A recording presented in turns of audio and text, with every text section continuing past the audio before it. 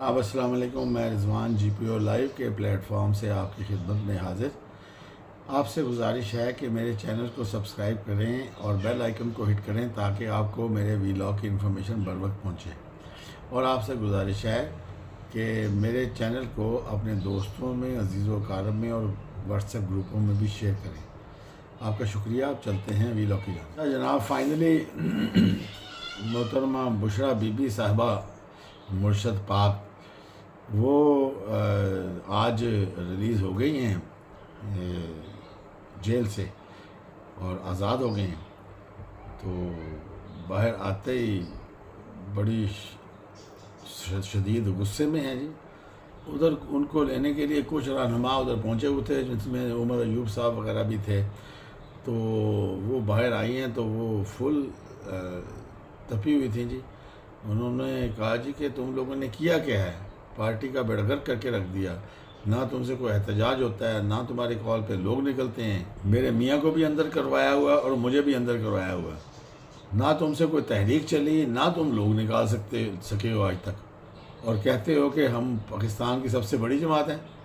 कोई पार्लियामेंट में बैठा हुआ है, कोई कोर कमेटी का सरबराह बना हुआ, कोई ओहदा लेके बैठा हुआ, कोई ओहदा लेके बैठा हुआ, कोई पार्लियामेंट लीडर बना बैठा है।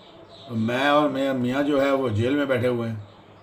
बुशरा बीबी तो वैसे भी हम सुनने में तो यही आया हुआ है ना हमें कि वो गुस्से की वैसे भी तेज़ हैं। अब जारी बात है जी, ये जो पार्लियामेंट में हैं, जिस उमर अयूब हैं, वो तो पार्लिमानी लीडर है ना उधर का, अपोजिशन लीडर। अब उनको गाड़ियाँ शाड़ियाँ सिक्योरिटी और हर किस्म की फैसिलिटी मिली हुई है। उनकी अय्याशी चल रही है। उनको क्या लगे इमरान खान निकले या निकले ना निकले। उन्होंने कहा जी कि तुम तनख्वाहें ले रहे हो मेरी वजह से, खान की वजह से हैं। मैंने तुम लोगों को टिकट दिए। तुम लोगों ने मुझे या खान को बाहर निकालने के लिए क्या किया? तुम लोग फारग हो मेरी नज़र में। और कहा जी उन्होंने कि मैं बनी गाला में जाकर पूरी पार्टी की तंजीमें नौ करूँगी अब, और कारकुनों को ऊपर लाऊंगी जिन्होंने मारें खाई और हमारे साथ रहे हैं। किसी को भी ओहदे शोहदे नहीं देने। इन्होंने काफ़ी झाड़ पिलाई है उन लोगों को जो उधर पहुंचे हुए थे। अब आगे जाके बनी गाला जाके वो क्या करती हैं, किस तरह पार्टी चलाती हैं, क्या तंजीमें नो करती हैं या खामोश बैठ जाती हैं, क्योंकि वो सुना तो यही जा रहा है कि वो किसी डील के नतीजे में बाहर निकली हैं। अब डील किसके साथ हुई है और क्या डील हुई है, ये ज़रा आहिस्ता आहिस्ता पता चल जाएगा ये चीज़। अच्छा जी, अब अगली खबर पे जाते हैं कि मौलाना साहब से जान छुड़ाने का गवर्नमेंट का प्लान बन चुका है, क्योंकि मौलाना साहब के होते हुए आप अपनी मर्ज़ी के बिल, अपनी मर्ज़ी के कवानीन आइन में नहीं अप्रूव करवा सकते। अब देखें उसके लिए किस तरह अब ये आगे चलते हैं। इनका मतलब है कि कोई पार्लियामेंट ना करना पड़े, तो उसके हवाले से सोचा जा रहा है कि इनको जो है मखसूस नशस्तें जब मिल जाएंगी, इलेक्शन कमीशन ऑफ पाकिस्तान अगर वो बहाल कर देगा, तो ज़ाहिर बात है PTI को तो नहीं मिलनी। तो इनके पास यानी कि गवर्नमेंट के पास 2/3 अक्सरियत खुद से पूरी हो जाएगी पार्लियामान में। पीछे रह जाएगी सेनेट की अक्सरियत।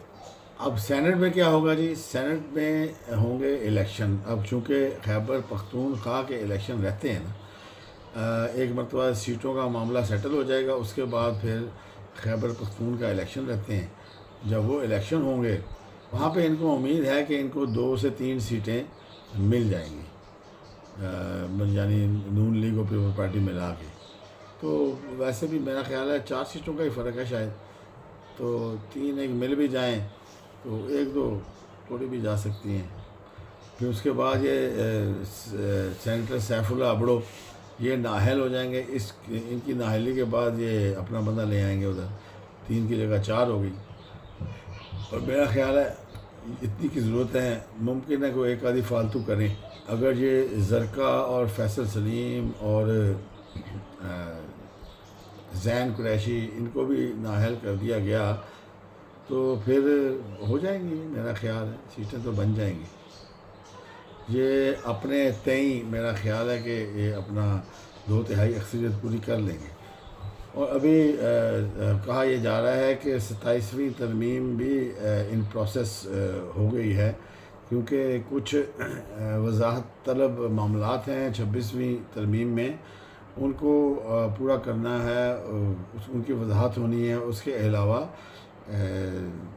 آرمی ایکٹ کی ترمیم بھی آنی ہے، اور بہت سارے معاملات ہیں آئینی عدالتوں کے جو کہ ابھی پروسیجرل معاملات ہیں، اور وہ کچھ معاملات جو ہیں وہ آئینی ترمیم میں جا کے ایڈجسٹ ہوں گے، ان میں اس کی وضاحت ہوگی۔ اب اس مسودے میں جو ابھی پاس ہوا ہے، اس میں تو فوجی عدالتیں نکال دی گئی تھیں، مولانا صاحب بالکل نہیں مان رہے تھے، تو یہ 27ویں ترمیم میں اب مولانا صاحب کو سائیڈ لائن کر کے تو پھر اس میں یہ فوجی عدالتیں وغیرہ میرا خیال ڈال دی جائیں گی۔ اور ویسے بھی جو 54 ترمیموں میں سے 26 اپروو کروائی ہیں، وہ جو 54 میں سے باقی 28 رہ گئیں، ان کو بھی کسی نہ کسی طریقے سے ترمیموں کو پاس تو کرنا ہے نا، وہ بھی اس میں تھوڑی تبدیلی اوپر نیچے کر کے ان کو بھی پاس کرنا ہے۔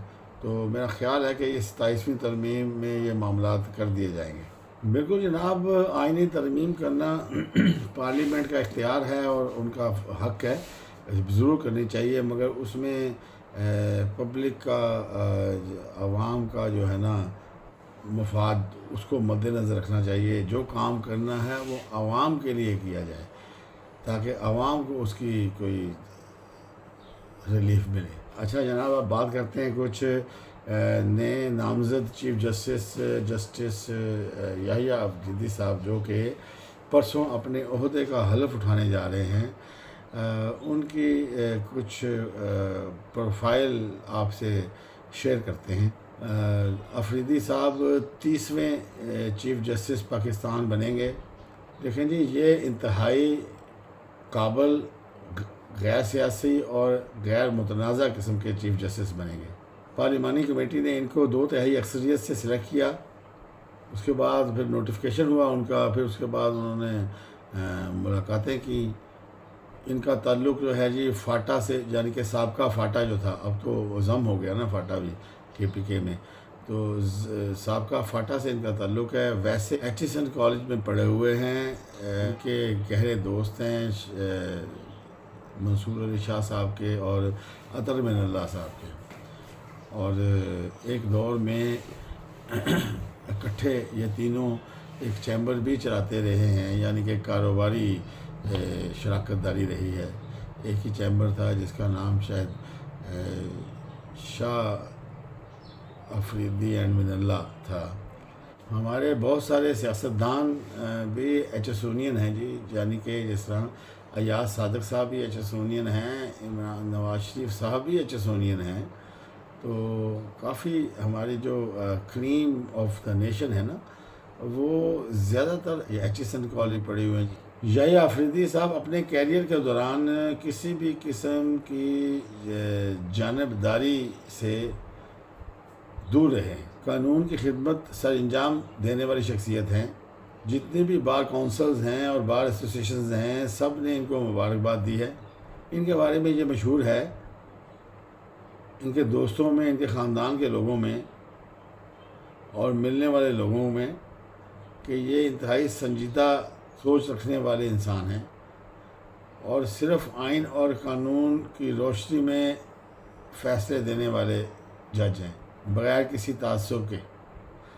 ان کا دامن کسی بھی طرح کے تنازعات سے پاک ہے۔ انہوں نے ایچیسن کالج لاہور سے پہلے تعلیم حاصل کی، اس کے بعد پھر گورنمنٹ کالج لاہور سے، پھر اس کے بعد پنجاب یونیورسٹی لاہور سے ڈگری لی انہوں نے، اور پھر MA معاشیات بھی کیا۔ اس کے بعد پھر کامن ویلتھ اسکالرشپ کے ذریعے پھر انہوں نے کیمبرج سے LLM کی ڈگری بھی حاصل کی۔ 1990 میں ہائی کورٹ کی وکالت شروع کی، 2004 میں سپریم کورٹ کے وکیل کی حیثیت سے وکالت کا آغاز کیا۔ جسٹس یحییٰ افریدی نے KPK کے بطور اسسٹنٹ ایڈوکیٹ جنرل کے خدمات انجام دی۔ پھر 2010 میں پشاور ہائی کورٹ کے ایڈیشنل جج مقرر ہوئے۔ 15 مارچ 2012 کو پھر یہ مستقل جج بن گئے۔ 30 دسمبر 2016 کو جسٹس جائی آفریدی نے پشاور ہائی کورٹ کے چیف جسٹس کا حلف اٹھایا اور 28 جون 2018 کو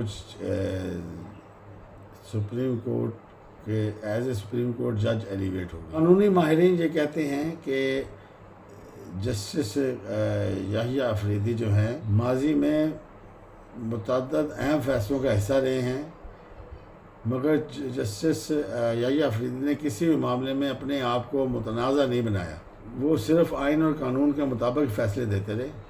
جسٹس زاہدہ خان آفریدی اب تک اپنے فیصلوں کی وجہ سے غیر جانبدار اور غیر متنازع جج کے طور پہ پہچانی جاتی ہے۔ پہلے تو سینیورٹی کی بنیاد پر چیف جسٹس کا عہدہ دیا جاتا تھا، مگر اب جب سے 26ویں ترمیم آئی ہے اس کے بعد سے پارلیمانی پارٹی کمیٹی جو ہے وہ 2/3 اکثریت سے جج کو مطلب سلیکٹ کرتی ہے اور اس کو تعینات کیا گیا ہے، اور جسٹس جائی آفریدی 26ویں ترمیم کے اس طریقہ کار کے سلیکٹڈ پہلے جج ہیں۔ یہ بھی ایک اعزاز ہے ان کے لیے۔ اور جسٹس یحییٰ آفریدی جو ہیں وہ فاٹا کے علاقے کے طرف سے چیف جسٹس بننے والے پہلے فرد ہیں اور پہلے جج ہیں، اور قبائلی علاقوں سے